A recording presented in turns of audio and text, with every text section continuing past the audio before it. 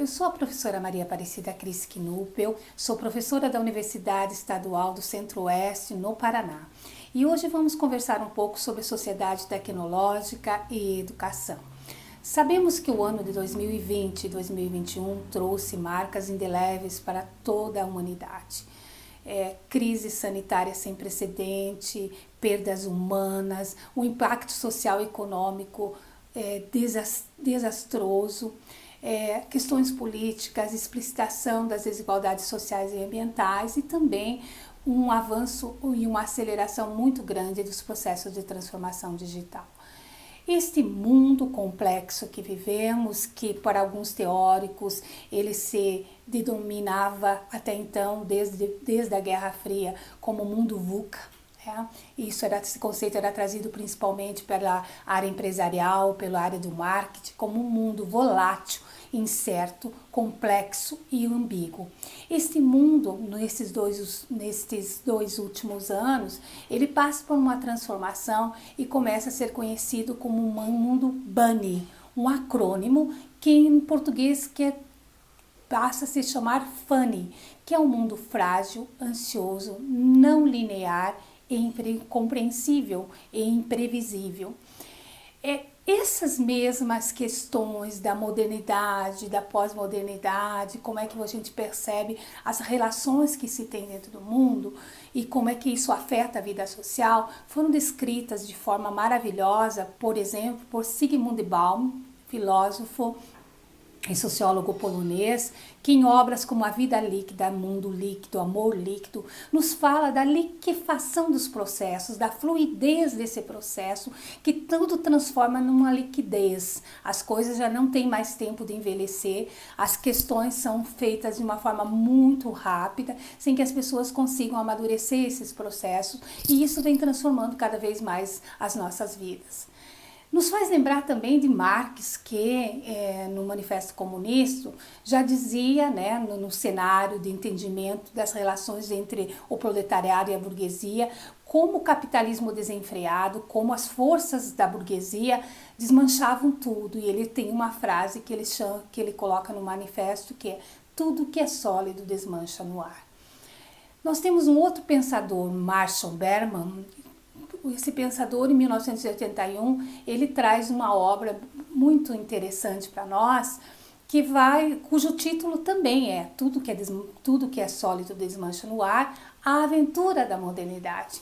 Berman, nessa obra, ele vai nos dizer o seguinte pensamento, que eu vou ler textualmente para vocês.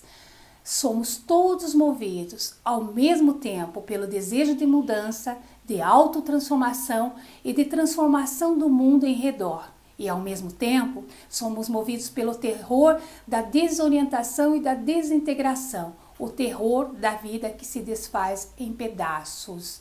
Todos conhecem a vertigem e o terror deste mundo que tudo desmancha no ar.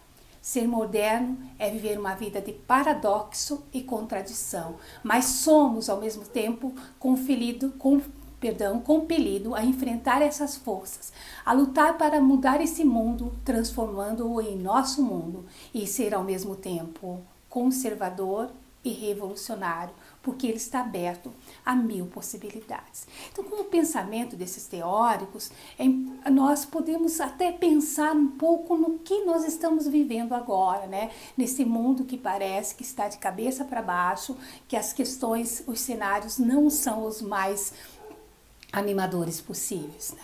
Nesse último ano, ouvimos, no que se refere à educação, muitas pessoas dizerem que seria muito pior as questões educacionais, mas também as questões de teletrabalho, as questões econômicas, as questões de saúde, se nós não tivéssemos o avanço que temos em termos de tecnologias. E o que são essas tecnologias? Essas tecnologias, na verdade, que nós chamamos de novas tecnologias, elas são novas para este tempo, né? Cada tempo tem as suas tecnologias. Seria anacronismo nós dizemos que isso não acontece, né? Cada tempo, durante toda a evolução do homem, né, cada tempo trouxe as suas invenções transformadas também em tecnologias para que as pessoas tivessem cada vez mais oportunidades de viver, né, de modificar a sua própria realidade. Entretanto, as tecnologias por si só, elas não representam inovação se elas forem utilizadas para transpor e reproduzir práticas, como nós vimos muitas vezes, né, no ensino remoto emergencial, que foi muito importante, está sendo muito importante, mas muitas vezes nós vimos transposições didáticas do ensino presencial para essa nova modalidade de ensino remoto emergencial, como se as tecnologias fossem a panaceia, que elas resolveriam as questões educacionais, né? Então, o que a gente tem que entender é que nós vivemos num mundo, né, que as tecnologias são importantes, porque elas têm provocado disrupções, né? Elas provocam a quebra de algumas coisas que eram lineares em prol de outros mecanismos de funcionamento. Por exemplo, na sociedade de consumo que nós temos, a nossa sociedade de consumo, o consumo dominante que tínhamos era a questão do ter objeto, ter coisas, ter patrimônios, ter móveis e imóveis e assim por diante. E hoje a gente vê que começa uma outra tônica nessa relação com o consumo, muito mais uma tônica do uso. Por exemplo, a partir das tecnologias, nós temos aí, por exemplo, o Netflix, que muda toda a forma como nós nos relacionamos com o entretenimento. E não é à toa que muitas outras empresas, emissoras de TV estão indo por aí esse mundo do streaming, buscando essas questões. E aí a gente vai ter muitos outros exemplos, por exemplo, o Uber, né? Muitas pessoas agora, principalmente nas grandes cidades, estão deixando de usar os seus carros e de ter um automóvel em busca de usar o que o Uber possibilita e a tecnologia que vem por trás de toda essa rede de transporte, né? E a gente vai ter aí várias outras coisas, não seria diferente na educação. Muitas startups educacionais, muitas que a gente tem chamado, né, de EdTech surgindo aí no mercado, né? E isso tem nos mostrado assim que as universidades precisam cada vez mais entender esse ritmo, não que não entendam, né? Mas ele vai se tornar cada vez mais presente nas discussões universitárias, toda essa disrupção digital que precisa acontecer nos processos educacionais e nos processos de gestão.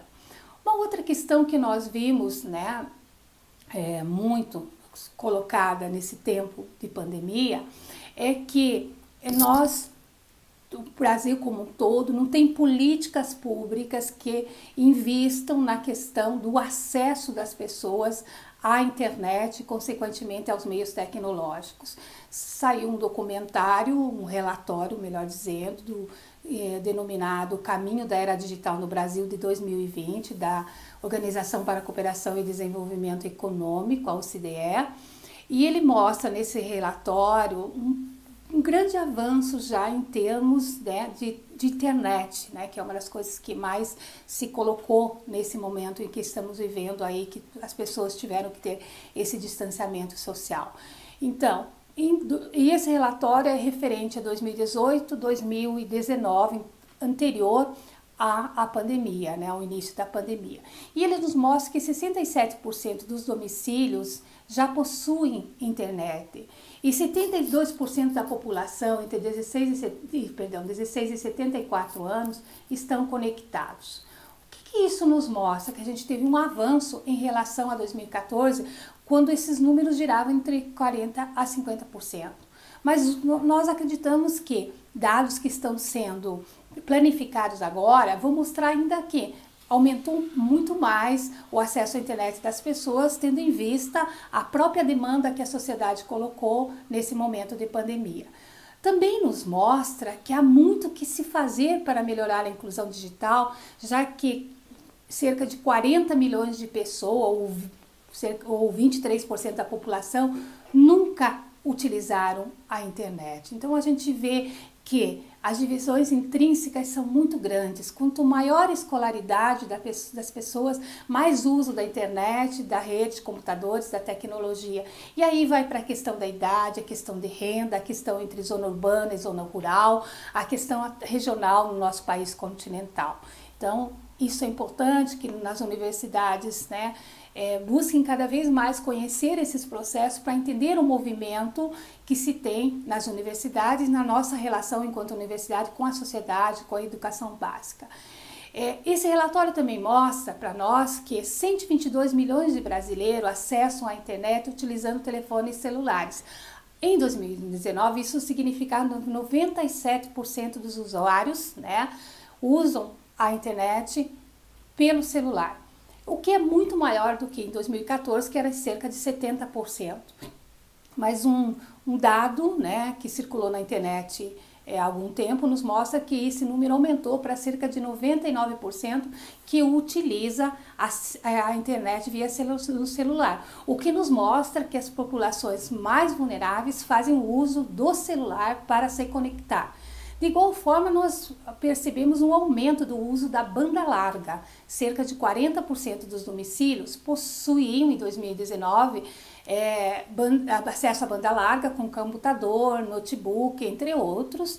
Mas aí a gente também tinha um outro dado relevante, que era 30% dos domicílios não possuíam nem computador, nem acesso à internet, né?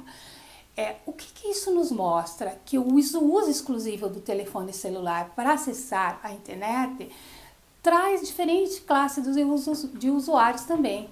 As pessoas que têm banda larga, acesso à internet, né, também por tecnologia mobile, essas pessoas elas fazem o uso desses dispositivos, dessas formas de interações, desse fluxo informativo com muito mais propriedade, acessando muito mais outras coisas, produzindo muito mais, interagindo com mais conteúdos, enquanto a maioria das pessoas usa a internet via tecnologia móvel para a comunicação e para as redes sociais.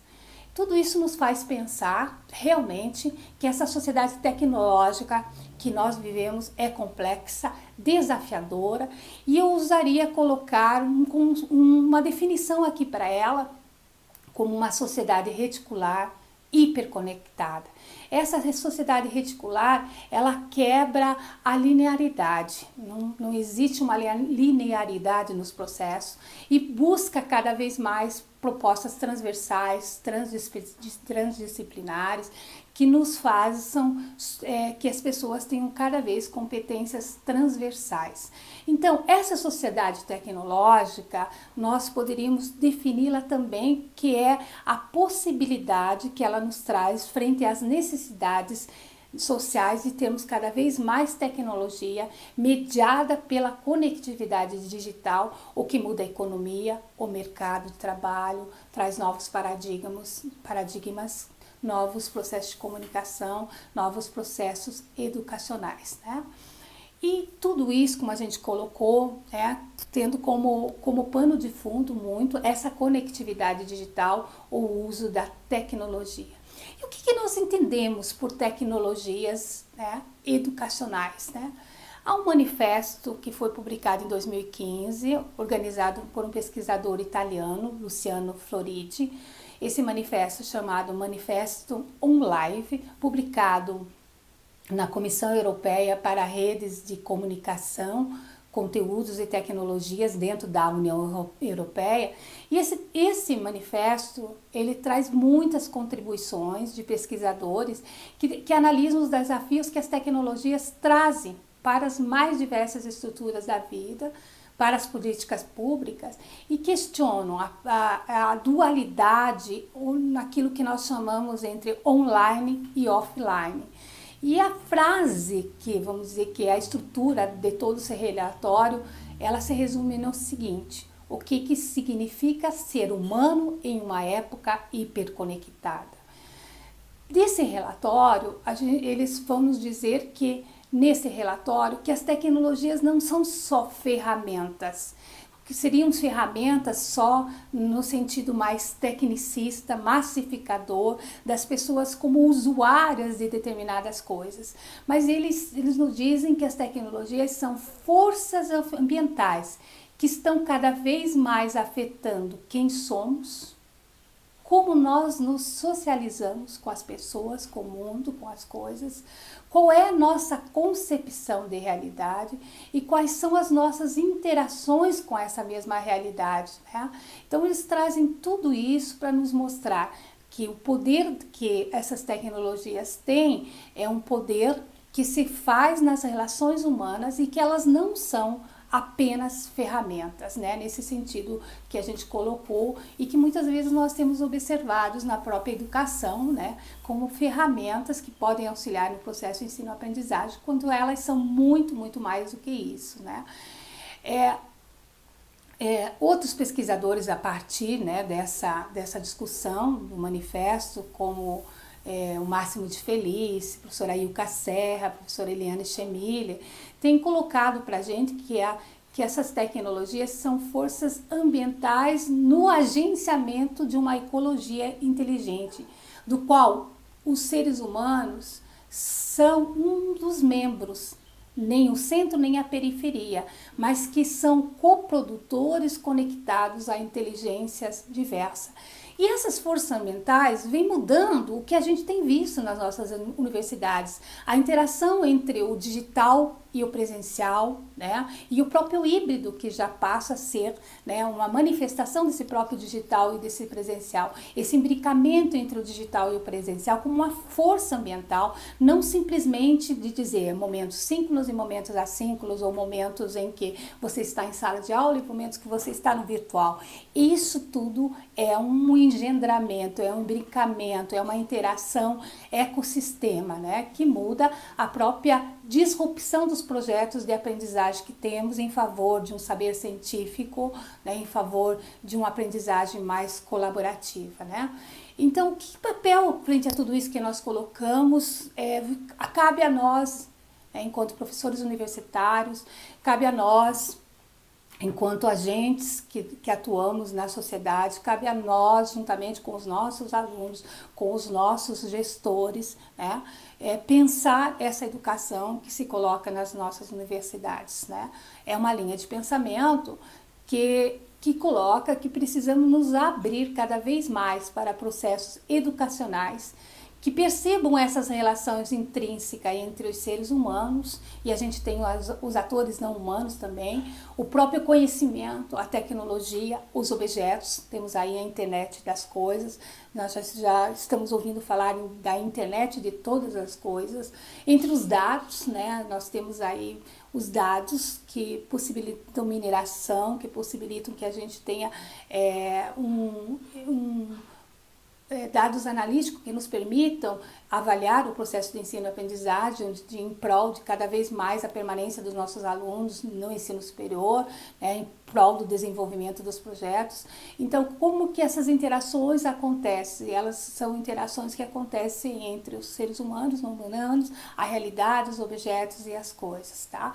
Isso tudo reconfigura as características da nossa educação para pedagogias mais plurais. Então, na minha opinião, a educação, por exemplo, híbrida, é uma proposta, mas como ela tem várias outras pedagogias plurais que podem ser consideradas no processo, né, nesse processo, e que primem, né, pela personalização de percursos dos nossos estudantes, pela inclusão de pessoas, pela flexibilização dos nossos currículos nos processos de formação continuada e na formação inicial. Então, e que tragam metodologias muito mais do que metodologias ativas, metodologias inventivas, singulares, transversais nesse verdadeiro ecossistema educacional. Ou seja, as nossas universidades, elas precisam, né, e é tão difícil dizer preciso, mas elas devem olhar com atenção os ecossistemas de inovação e como que as nossas universidades também são um ecossistema educativo em que a inovação e a tecnologia se faz presente. Nunca sem deixar de considerar o humano nesse processo. Embora a gente tenha colocado que o humano não é nem o centro nem a periferia, ele é coprodutor, né? Nós temos aí um conceito que para nós hoje é bastante caro, um conceito que surgiu nessa loucura da indústria 4.0, da sociedade 4.0, surge um conceito vindo do Japão, de uma pesquisadora japonesa, em 2016, que ela vai trazer o conceito de sociedade 5.0. E essa sociedade 5.0, ela vai dizer que nós precisamos ter cada vez ser uma sociedade, mais criativa, aportada por essa inovação e por essa transformação digital, mas que envolvam as questões sociais, utilizar as evoluções tecnológicas em favor do homem, em favor das questões sociais.